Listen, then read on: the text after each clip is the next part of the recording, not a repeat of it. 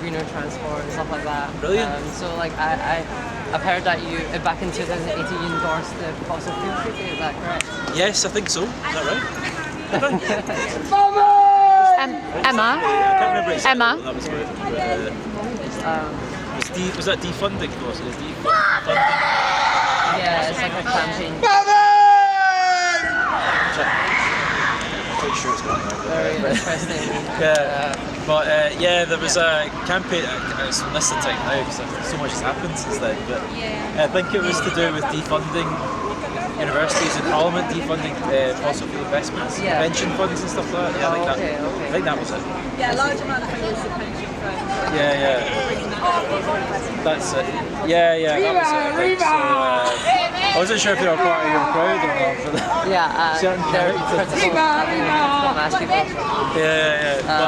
But so definitely keen on it. You know, a big supporter of segregated cycle infrastructure in the city. I've been working quite closely with Thomas Cornwallis, you may have heard of, who's doing Mobike Glasgow and sort of trying to advocate for safer cycle infrastructure, because a lot of the problems I think are that people can't do end-to-end journeys whilst feeling safe and cycling.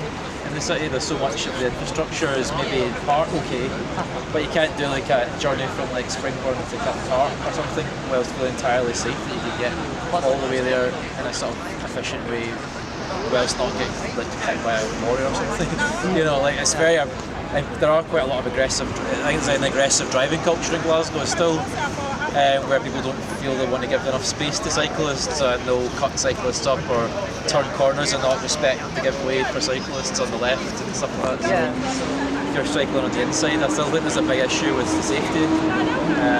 Was it some of the glass around Glasgow as well? Yeah, I mean the condition of the road surfaces for cyclists, never mind anything else, is really difficult. So I mean there have been big strides forward in terms of implementing spaces for people and the avenues and stuff, but it's still so fractured compared to what we really need. You know? So it's one of these things where unless you do it all, it won't happen anywhere. Well, it's kind of like the point of the critical mass. You know, like unless you've got it all, you're not going to get enough people making the decision. Oh, I can safely travel from Partick to Denniston without risking my life. You know, even though you might have a certain part of it safe. You know, so.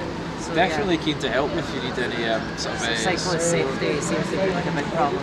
Definitely, yeah. So I just wanted to ask you, what's your involvement with COP? Are you doing anything like working towards anything sustainable or...? Well, I'm doing a lot of work in the built environment, mainly around COP, because I'm a member, a trustee of the City Heritage Trust, so there's a huge issue around tenement retrofit, so that's the main focus for me.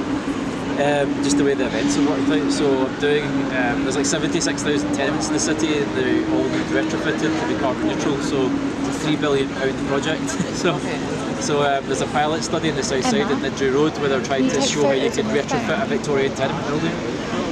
So I've been involved quite closely with that, how we can help grant fund it, how we can finance it. But yeah, there's all sorts of things. I haven't got as many activities to do with active travel really, apart from like doing some work with the railway unions around like, public transport investment. But if there's anything around active travel infrastructure that you think might be useful to get involved with during the next 2 weeks, just give us a shout. You know, yeah, definitely. So obviously keen to come down and just say hi and stuff. You know. Are you aware of like how going plant-based connects such an environment?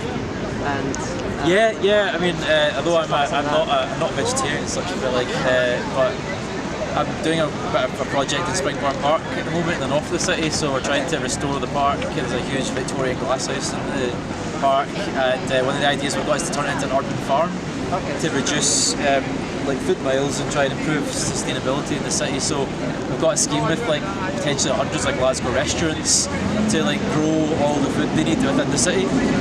So the idea would be to use Glasgow parks to grow produce potentially, and then actually by selling it commercially to restaurants in the city, you could raise loads of money to invest in the green spaces in the city and improving infrastructure. Really good. So it's that whole idea about rather than it being like we need public funding which is so scarce and so unreliable.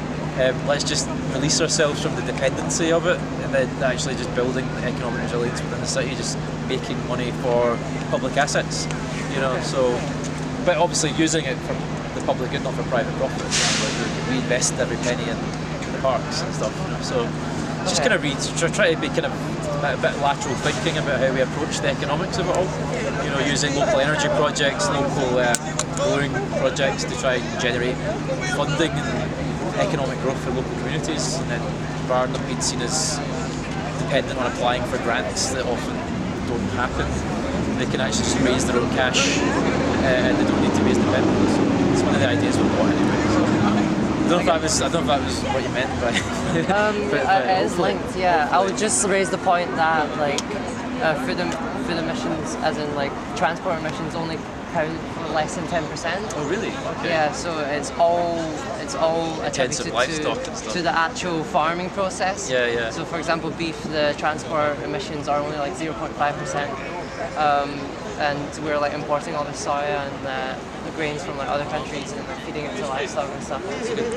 So I would just ask you, especially in South America, a lot of the pastures are involving rainforest deforestation. So for example, the Amazon, 80% of the Amazon deforestation is attributed to like cattle ranching. Goodness. And 90% of the soy grown there is for dedicated to feed animals. I was just wondering if you know about this. Well, I actually remember I get mocked at school when I was a kid for saying this because it wasn't really appreciated at the time. I was saying like how I said in class, eating McDonald's helps increases global warming, and then all the people in my class were like, "You're fucking eccentric." You know, they were laughing at me and like saying, "You're." But you're right. We have the science to back it Yeah, up. but like that was when that was probably like 2001 or something. I was saying that in school. And it was just because it was a geography class or something, and like my classmates were actually quite merciless and mocking me. So it's interesting just in the last 20 years how attitudes have shifted. You know, there's an appreciation that, you know, hamburgers actually do cause climate change. Yeah, there's more vegan options, there's tons of vegan places around Glasgow now. We've Yeah. actually got a vegan guide if you're interested. Oh really? Like, Well, I like the CCA. They've got a really nice vegan Emma? restaurant there. Vegan guide in my bag. CCA, Can you so grab I'm it? a big fan. Mono, obviously. Get the vegan guide out of my bag. Yeah, we're going to do some stuff at Mono Give me this the week. vegan guide as well. okay, cool. I think there's just a couple of events in the evenings, like just people performing and stuff like that. So okay, I've got I it in the see. diaries, like maybe go along if I'm free, sort of thing. Okay, I see. So hopefully going to make it along to see some stuff. So have you heard about the plant-based treaty? I haven't heard of the plant-based juice, to be No. honest with you, but you know, I get I kind of understand what the objectives would be. So you know, if you wanted me to try and read it, potentially endorse it, I'm happy to look so at it. like 3 aims is relinquish, redirect, and rewild. Restore. Restore. I keep Okay. getting it wrong. Yeah, rewild, restart, same thing. Yeah, so yeah. we're trying to like.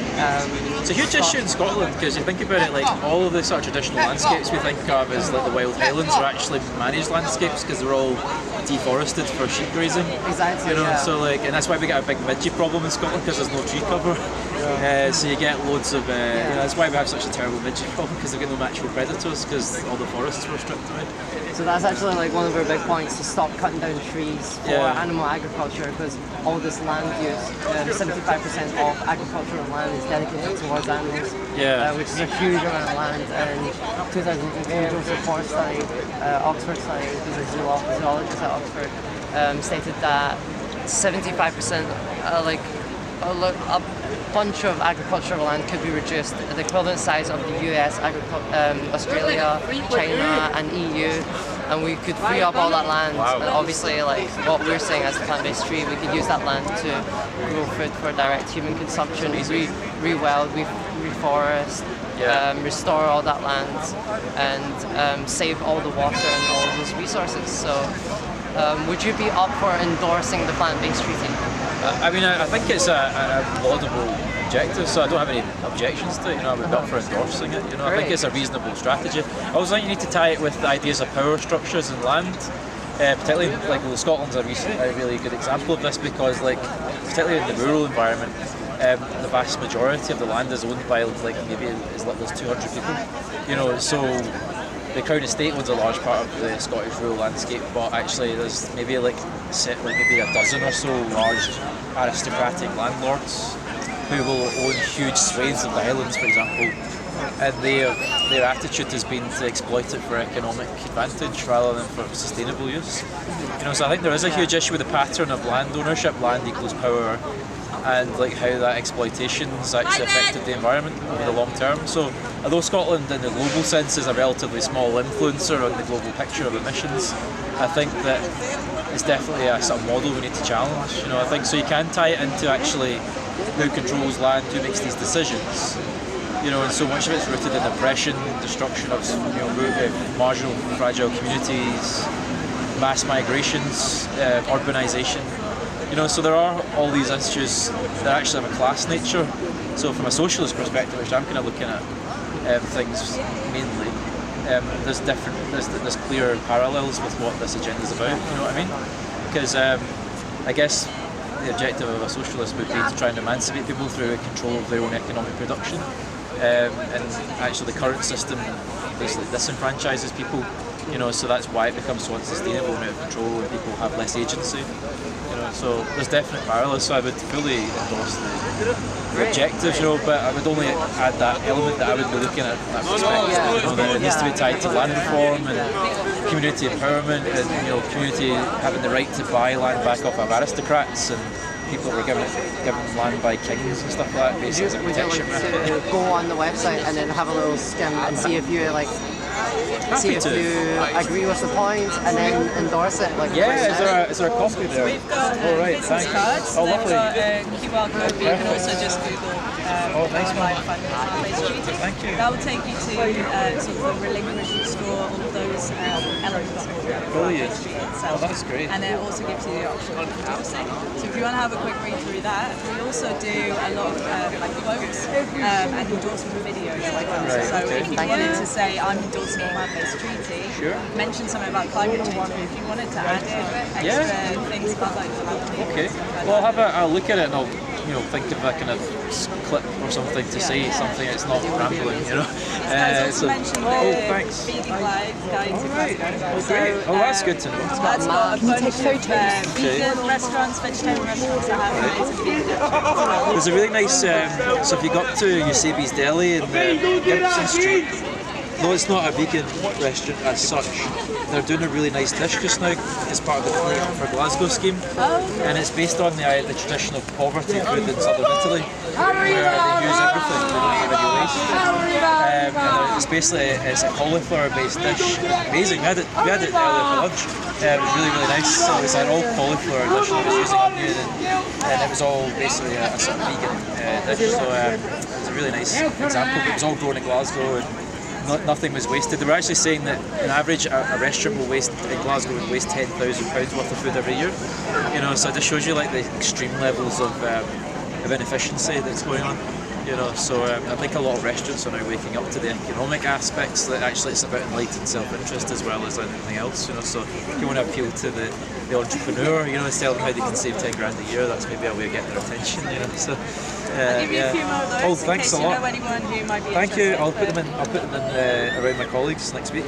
Yeah, I'll do that. Yeah. We have some stickers as well. So Thank you. Okay, yeah, that's a great idea. And it would be Thanks a great lot. if you wanted to look through what the plant-based treaty actually says and see whether that's something I you will. would like to support. I will do that, and I'll email you with my thoughts on it, and we've already kind of got a bit of the gist of it. Yeah. So, but it sounds really positive. It's definitely in that, and I think to try to connect it to communities, because a lot of people go, oh, this isn't relevant, is it? It's like Brazil needs to deal with it, or China needs to deal with it. You're like, well, no, it's actually something Glasgow needs to deal with, because our city is incredibly inefficient as a production unit. People actually are incredibly dependent on a highly globalised, system of food production, and it's not efficient at all. Like importing all the beef. Totally, yeah. So I think there's definitely a lot we need to think about in our own city, in our own system of how we consume and make food. And I think there's also a thing about rebuilding communities. Like food production is such a preparing and consuming food is such a big part of the culture in other parts of the world, and doesn't feel like that because we were the first nation to industrialise. Our connection with actually making and producing food for our own sake was reduced, so it was like we were increasingly eating processed foods and stuff, so our connection with the whole process is disconnected more. I hope you know what I mean. We have a whole cultural issue with our actually reconnecting to growing things and making things from scratch. Which other cultures maybe have a more developed sense of. So we're disconnected from the process. Especially in cities, we need to think about that in urban parks. Nice ornamental Victorian landscape, nice plants and stuff like that, to look at. But why don't we actually turn them into farms, the places where we can grow things that are useful for the community, involve people in cultivation, and then actually have the community eating together and then actually building relationships together again? Because I think a whole part of what we've lost in society, especially an ageing population, more lonely population, more single person households, is a kind of increasing atomisation in our society, in our community. So like, I mean, I'm maybe taking this off at a tangent, but you know what I mean, it's like it's all connected to well-being, sense of actually being part of a community. You know, Healthier for us as well. yeah, Plants. totally. You know, so I think, you know, there's so many things where, in a lot of different levels, it all makes sense. You know, and if we could try and sort of nudge things in that direction or push things in that direction, just by creating some interesting schemes. Like, for example, there's a really good scheme in Black Hill in the north